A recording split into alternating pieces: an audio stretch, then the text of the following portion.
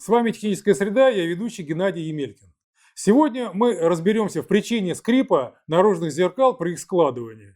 В качестве образца мы возьмем автомобиль Шкода Октавия 2013 года в кузове А7. Итак, приступим.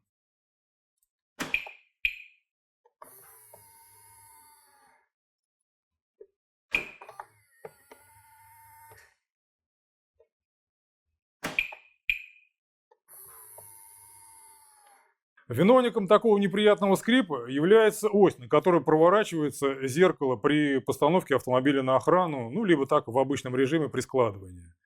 Чтобы добраться до этой оси, нам необходимо снять зеркальный элемент и вот эту накладку, которая обычно покрашена в цвет автомобиля. Чтобы снять зеркальный элемент, нам потребуется либо лопатка, но предварительно мы выводим зеркало в одно из крайних положений, чтобы ее туда завести. Или мы это можем сделать руками. Если вот вы можете поддеть руками, пальцами, конечно, второй вариант предпочтительный. Но мы покажем сейчас, как это делается лопаткой пластиковой. Так, чтобы не поцарапать рамку зеркала. Вот мы ее поддеваем, вовнутрь заводим и ее вот так вот проворачиваем. Она там защелкнута на таких вот небольших усиках.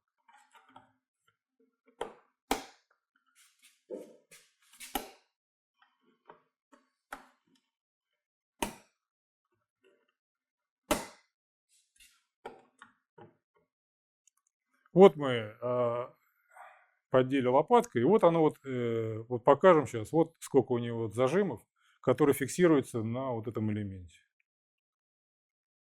Теперь мы отсоединяем провода, которые идут на обогрев зеркала, аккуратненько их покачиваем, держим непосредственно, когда покачиваем, именно за клеммы, за провода не надо дергать, а то выдерните вместе с проводом, а клемма останется на элементе. Все, убираем зеркало, оно нам сейчас не нужно. Далее мы снимаем накладку зеркала, она зафиксирована на двух вот таких выступах. Вот мы нажимаем пластиковой лопаткой, либо отверткой вот на эти фиксаторы, отводим их в сторону. И одновременно мы давим на накладку. Вот она у нас чуть сдвинулась, и чуть ее так выталкиваем. Это мы одну сняли. Сейчас вот вторую, вот она вторая. Все, тут их всего лишь две. На другом автомобиле может быть их и 3, и 4. Вот все, мы ее тоже снимаем и убираем. Итак, мы добрались до очага скрипа. Вот она ось, мы ее видим. Теперь мы берем проникающую смазку, жидкую, и начинаем ее туда добавлять. Вот мы, где вот пружинка, и вот мы туда ее смачиваем.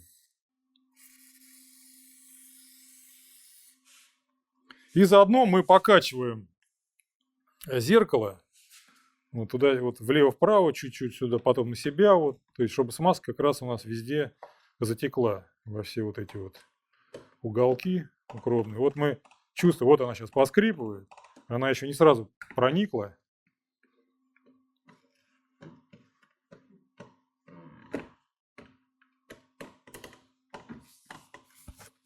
После того, как мы промыли весь этот узел такой проникающей смазкой жиденькой, мы переходим к другой смазке с добавлением меди или алюминия. Мы опять весь этот узел проливаем, и эта смазка будет у нас как раз служить таким защитным элементом, она будет там хорошо держаться и не вымываться. Потому что эти смазки, они стойкие к влаге и не вымываются оттуда. Одновременно мы тоже покачиваем элемент. Вот, также проливаем сверху, стараемся попасть туда вовнутрь, вниз пружины, так чтобы и покачиваем. Потому что покачивая элемент, мы позволяем смазке проникнуть как можно глубже туда, во все вот эти вот щели, так чтобы она там осталась.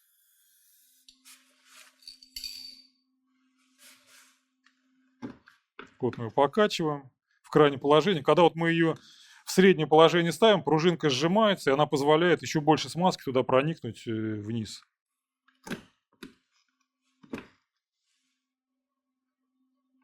Вот. После того, как мы все это смажем, я еще рекомендую смазать нижнюю поверхность зеркала, где оно трется об резиновую такую подошву. Вот мы сейчас провернем зеркало, вот здесь есть такая резиночка, вот она. Вот. Со временем она тоже набирает грязь, ее надо почистить. Ее надо почистить. Вот ее удалить, всю эту грязь. И здесь желательно, конечно, использовать уже не обычную смазку, которую мы используем во многих случаях, а именно силиконовую. То есть силикон позволит образоваться такой пленочке, которая не позволит со временем, ну, в том числе и зимой, примерзать зеркало в этом месте. Так, мы собрали зеркало, поставили все детали, то, что мы снимали, на свои прежние места. Осталось проверить в действии, насколько полезна оказалась наша работа. Итак, проверяем.